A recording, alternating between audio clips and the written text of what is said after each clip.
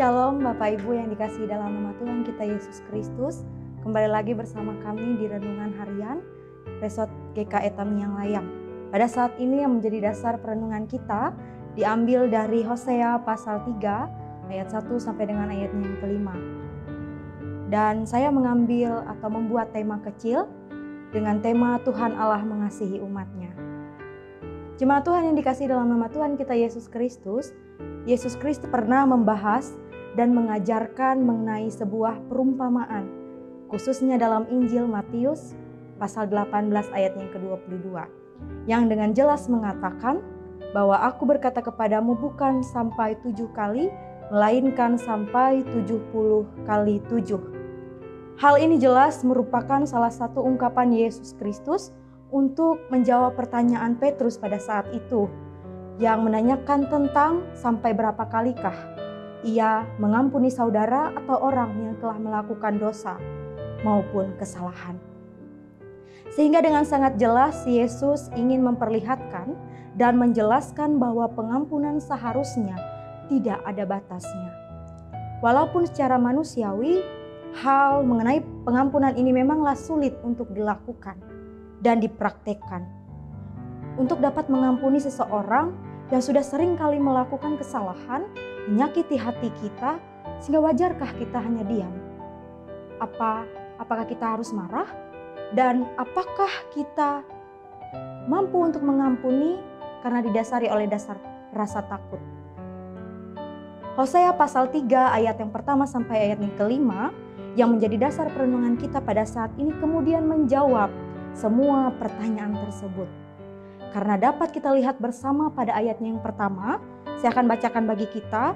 Pergilah lagi, cintailah perempuan yang suka bersundal dan berzina, seperti Tuhan juga mencintai orang Israel, sekalipun mereka berpaling kepada allah-allah lain dan menyukai kue kismis. Sehingga yang perlu digarisbawahi di sini ada dua hal. Yang pertama adalah kata suka bersundal, bukan kata sudah bersundal. Hal ini menunjukkan bahwa ketidaktaatan bangsa Israel pada saat itu. Sehingga dengan kata bersundal ini menjadi kesukaan mereka. Yang dimaksud dengan perbuatan bersundal, ini merupakan perbuatan yang dilakukan secara daging maupun dilakukan secara rohani. Yang dilakukan oleh bangsa Israel dengan cara menduakan Allah. Lebih percaya dan bersekutu kepada Allah lain, bukan kepada Allah itu sendiri. Hal inilah yang menjadi kekuatan atau kesukaan yang seringkali dilakukan oleh bangsa Israel, yang merupakan perbuatan dosa yang dilakukan secara terus-menerus.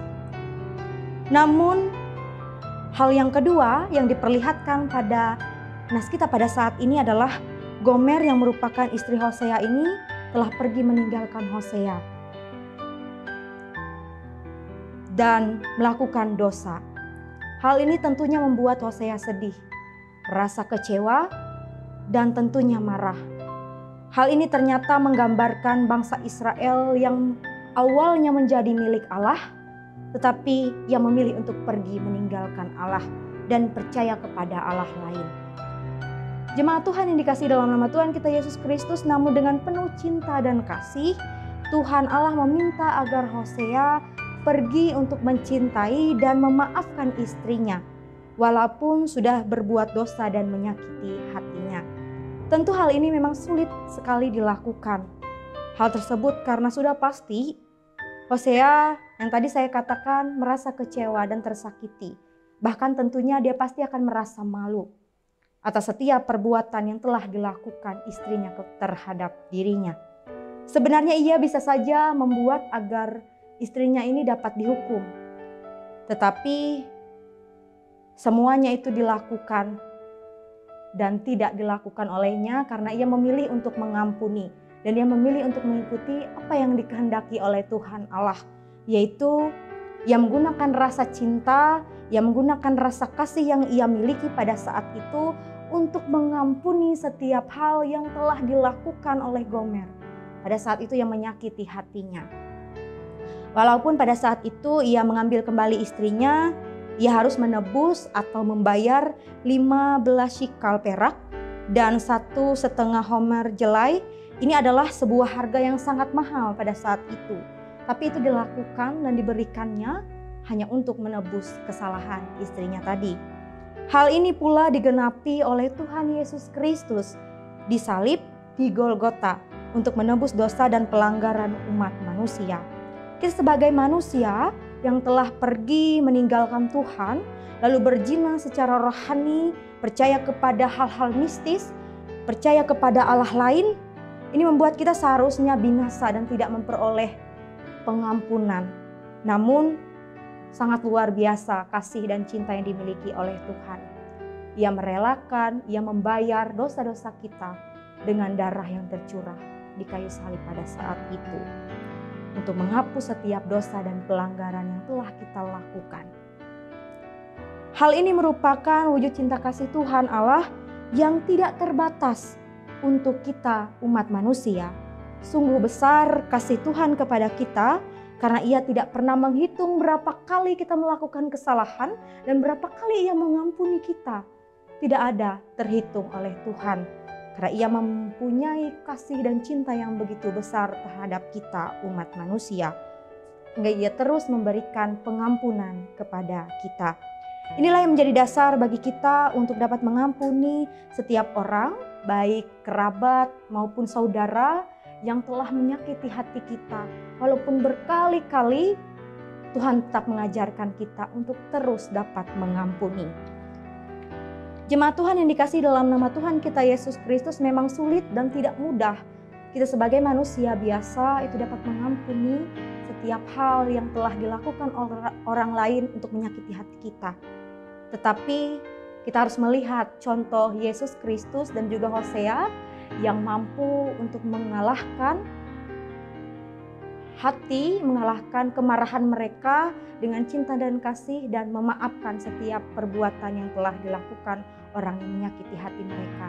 Dan pada saat ini ada 3 hal yang kiranya menjadi dasar pembelajaran kita dari perenungan hari ini. Yang pertama adalah kasih yang sudah dinyatakan oleh Tuhan Allah, kiranya dapat kita syukuri dan berterima kasih karena telah diselamatkan dari setiap dosa dan pelanggaran yang telah kita lakukan.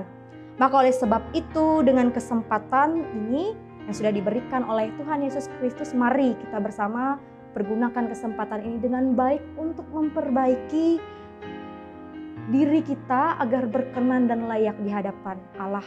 Dan yang kedua adalah ketika kita menjadi pribadi yang sudah menerima atau memperoleh pengampunan daripada Allah Tuhan Yesus Kristus, maka berbuatlah juga demikian terhadap orang yang pernah menyakiti kita.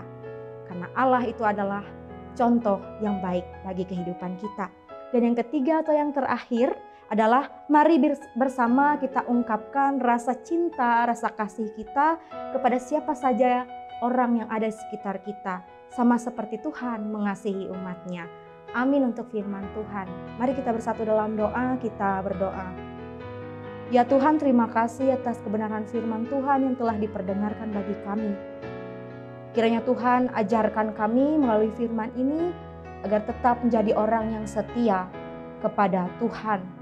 Dan juga ya Tuhan, ajarkan kami untuk dapat terus mengampuni orang walaupun orang tersebut telah melakukan berbagai macam dosa terhadap kami. Tapi kami melihat contoh dan teladan yang telah Tuhan Yesus berikan dan juga Hosea berikan, karena cinta dan kasih itu merupakan dasar yang kuat untuk dapat mengampuni orang lain. Terima kasih ya Tuhan, jadikan kami pelaku-Mu yang hidup. Dalam nama Tuhan Yesus Kristus kami sudah berdoa dan mengucap syukur. Amin.